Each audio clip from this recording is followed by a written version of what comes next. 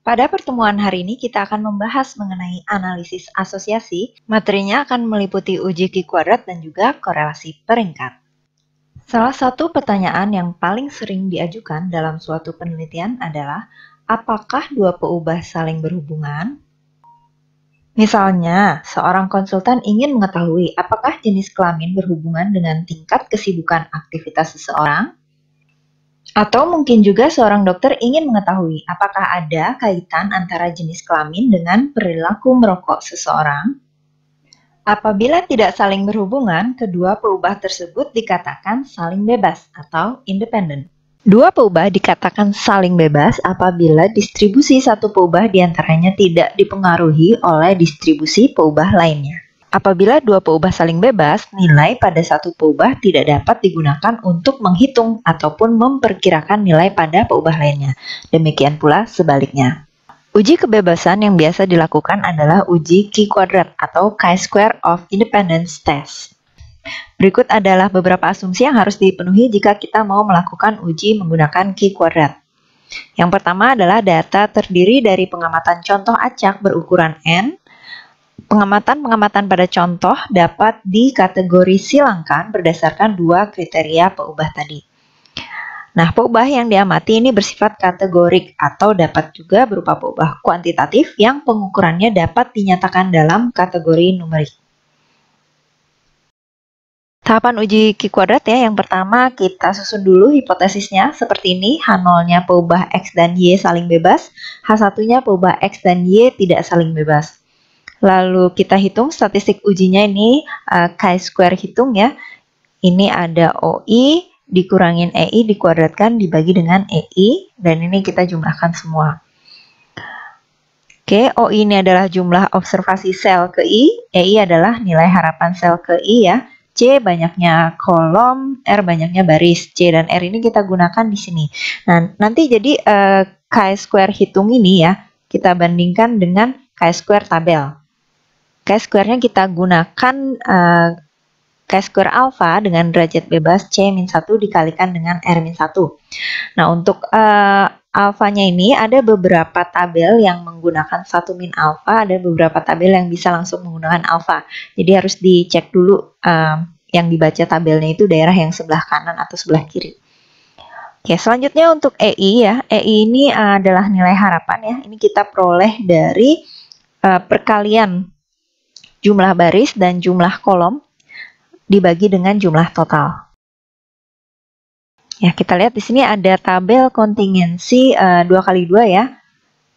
Nilai statistik chi-square atau chi-square hitungnya bisa kita peroleh dengan rumus ini. Jadi ini tuh sudah dirangkum dari rumus yang tadi ya. Kalau rumus yang tadi itu rumus secara umumnya. Kalau rumus yang ini khusus untuk tabel kontingensi yang ukurannya 2x2. Kalau ukurannya tidak 2x2, tidak bisa menggunakan ini, harus menggunakan rumus yang sebelumnya tadi. Nah, di sini dikatakan chi-square ini menyebar chi-square 1 min alpha dengan derajat bebas 1 ya, karena R-nya kan 2, berarti R-1 ini 1, C-nya juga 2, C-1 1. Jadi 1 kali 1 dapatnya 1. Nah, ini kenapa di sini 1 min alpha? Jadi seperti saya bilang tadi ya, ada beberapa tabel chi-square yang membaca di alpha dan di 1 min alpha. Nanti kita sesuaikan saja di tabelnya. Ya, ini ada ilustrasi. Seorang konsultan ingin mengetahui hubungan antara jenis kelamin dengan tingkat kesibukan seseorang. Data frekuensi ditampilkan dalam tabel kontingensi di bawah ini. Ujilah apakah jenis kelamin dan tingkat kesibukan memiliki hubungan yang signifikan. Jadi kalau kita melakukan pengujian untuk dua peubah yang sifatnya kategorik ya, biasanya hubungan ini kita sebut dengan istilah asosiasi. Ya, jadi kalau kita bicara hubungan, biasanya ini merujuk pada hubungan peubah yang numerik yang diukur oleh korelasi Pearson ya, yang kita bahas minggu lalu. Sedangkan kalau peubah-peubahnya kategorik biasanya kita sebut dengan asosiasi. Oke, kita lihat data ini ya. Ada tingkat kesibukannya tinggi, sedang, dan rendah. Jenis kelaminnya ada wanita dan pria. Ya, hipotesis H0-nya jenis kelamin dan tingkat kesibukan ini saling bebas. H1-nya jenis kelamin dan tingkat kesibukan ini tidak saling bebas. Atau di sini bisa kita sebutkan tidak ada asosiasi antara jenis kelamin dan tingkat kesibukan.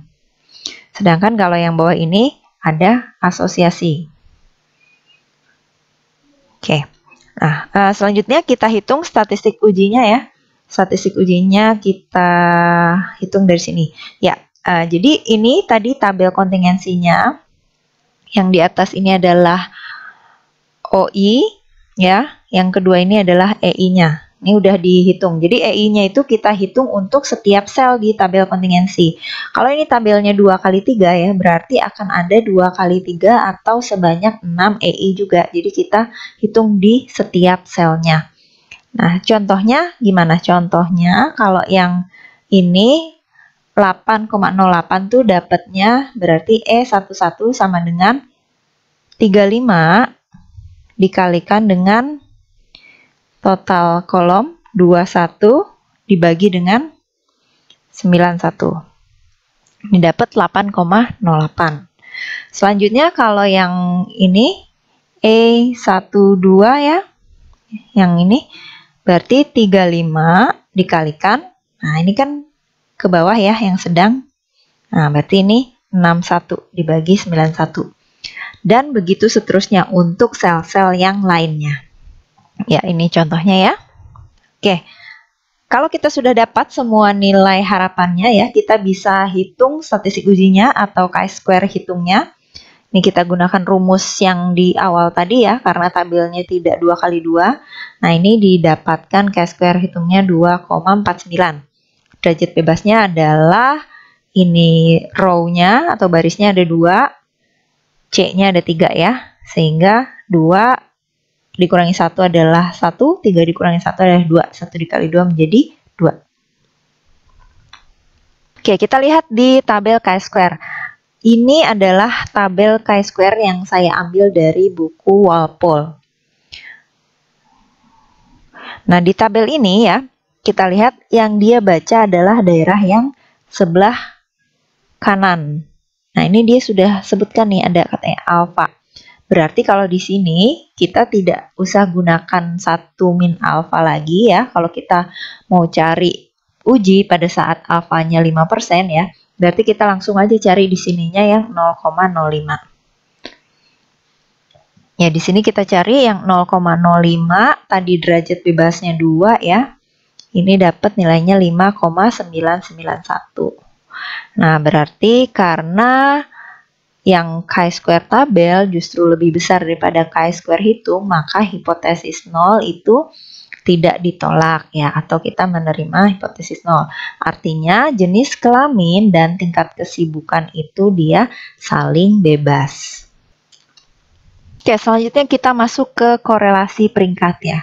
Ukuran kerataan hubungan antara dua peubah yang sering digunakan adalah koefisien korelasi Pearson atau yang dilambangkan dengan R.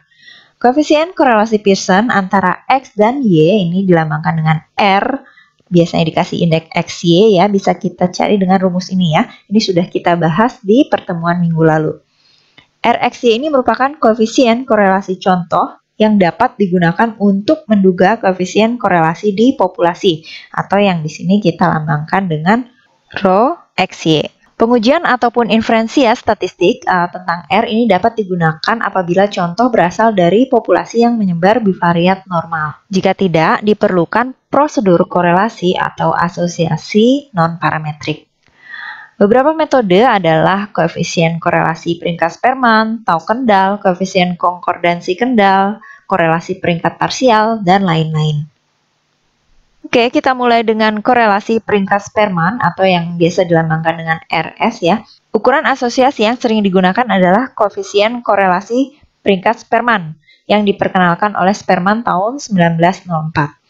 Asumsi yang diperlukan adalah data terdiri dari contoh acak sebanyak N pasang pengamatan dapat berupa numerik maupun non-numerik. Setiap pengamatan berpasangan menggambarkan dua pengukuran yang diambil dari objek yang sama, disebut unit asosiasi. Nah, jadi kalau kita mau menggunakan korelasi peringkat Spearman ini, minimal ya, skala pengukuran dari datanya itu dia ordinal. Ya. Kalau interval atau rasio bisa nggak Bu? Bisa ya, cuman memang lebih powerful kalau kita menggunakan korelasi Pearson. Nah, kalau misalnya salah satu sudah ada yang sifatnya nominal, ini kita tidak bisa gunakan korelasi peringkat Spearman lagi, harus kita gunakan uji Q² tadi. Ya, untuk hipotesis kurang lebih sama dengan hipotesis di korelasi Pearson ya. Ada 3 yang bisa kita susun, hipotesis yang 2 arah ya, seperti ini, atau yang seperti ini adalah hipotesis 1 arah. Oke ya, ini kalau kita mau lihat hubungannya positif, kalau yang ini kita mau lihat hubungannya negatif. Berikut adalah tahapan yang kita lakukan dalam menghitung korelasi Spearman. Yang pertama, kita desain N pasangan observasi, X dan Y ya. Lalu peringkatkan X dari nilai terkecil sampai terbesar. RXI adalah notasi untuk peringkat X ke I. Lalu kita peringkatkan juga Y dari nilai terkecil sampai terbesar. RYI adalah notasi untuk peringkat Y ke I. Jika ada nilai yang sama atau disebut dengan ties ya, nilai ties ini ditandai sebagai nilai tengah dari posisi peringkat. Oke, jika ada data yang terdiri dari observasi yang non-numerik, pastikan itu dapat diperingkatkan. Ya, hipotesis yang bisa kita susun ya. Seperti tadi, ada 3 macam hipotesis ya. X dan Y saling bebas, ini yang 2 arah ya. X dan Y-nya berhubungan langsung atau kebalikan. X dan Y saling bebas, dia mempunyai hubungan langsung atau searah ya. Yang ketiga ini X dan Y ini mempunyai hubungan yang kebalikan. Ya, ini statistik uji yang bisa digunakan.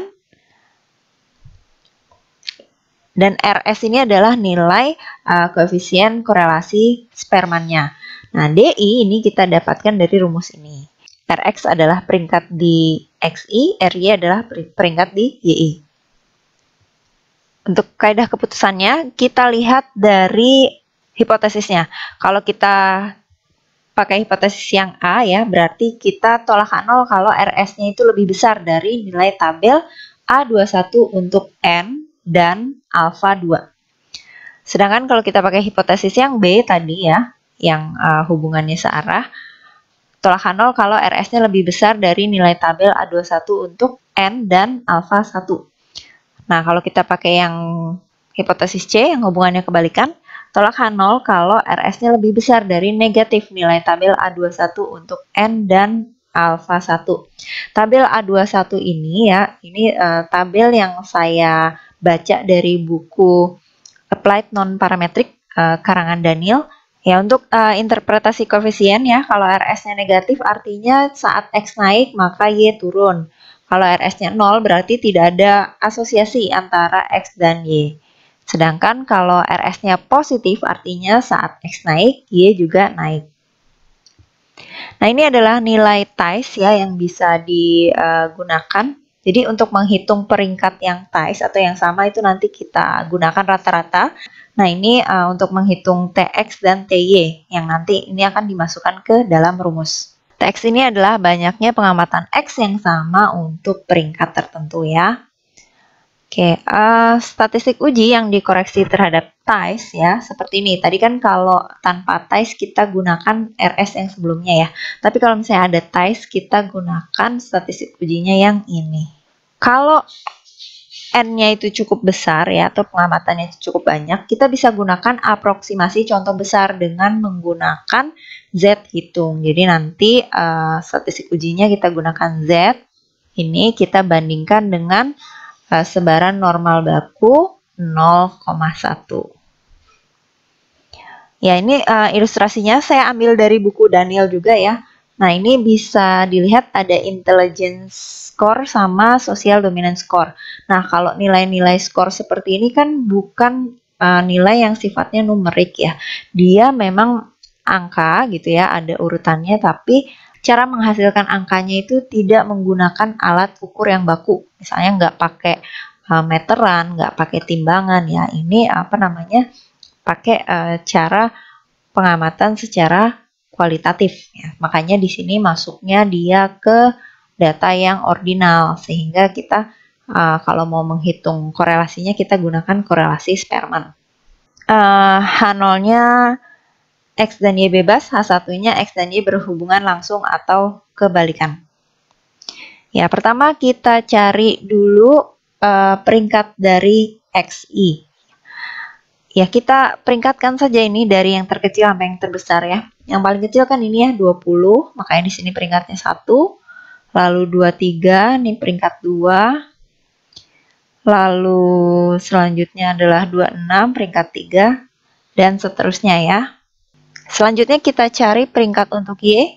Ini kita lakukan hal yang sama, kita urutkan Y-nya dari yang terkecil sampai terbesar ya, mulai dari 0,1 di peringkat 1, 1,8 di peringkat 2, lalu 15,6 di peringkat 3, dan seterusnya. Ya. Oke, setelah itu kita hitung DI. DI ini adalah selisih antara peringkat yang di X dengan di Y. Jadi ini 6 kurangi 5 sama dengan 1, 3 kurangi 1 sama dengan 2, 1 dikurangi 3 sama dengan minus 2, dan seterusnya ya, sampai ke 6. Selanjutnya kita hitung RS-nya. Nah, di sini karena tidak ada ties atau tidak ada nilai yang sama ya, kita gunakan rumus RS yang awal saja. Nah, didapatkan RS-nya sebesar 0,714. Ya, lalu kita lihat di tabel A21 ya. Sebentar, saya buka dulu tabel A21-nya. Nah, ini. Nah, tadi karena kita gunakan hipotesisnya yang A ya, maka kita bandingkan dengan tabel A21, N, dan alfa 2. Alfa 2-nya kan 0,05. Nah, ini kita dapatkan yang ini ya, 0,886. Ya, di sini karena RS ini kurang dari 0,886, maka kita terima H0. Artinya di sini X dan Y saling bebas. Yang artinya intelligence scores dan dominance scores di tikus yang menjadi percobaan ini dia saling bebas. Oke, untuk korelasi peringkat lainnya ini ada beberapa yang bisa digunakan ya. Dari mulai tau kendal, koefisien konkordansi kendal, Q-Yule ya, koefisien V, dan statistik Kramer. Ini sebenarnya di luar ini masih ada lagi beberapa koefisien korelasi ya yang bisa digunakan ya. Namun karena materi ini hanya sebagai bahan pengayaan saja, ini saya hanya perlihatkan beberapa contoh yang sering digunakan saja. Sekian materi untuk hari ini, sampai bertemu lagi di perkuliahan-perkuliahan yang lainnya. Terima kasih.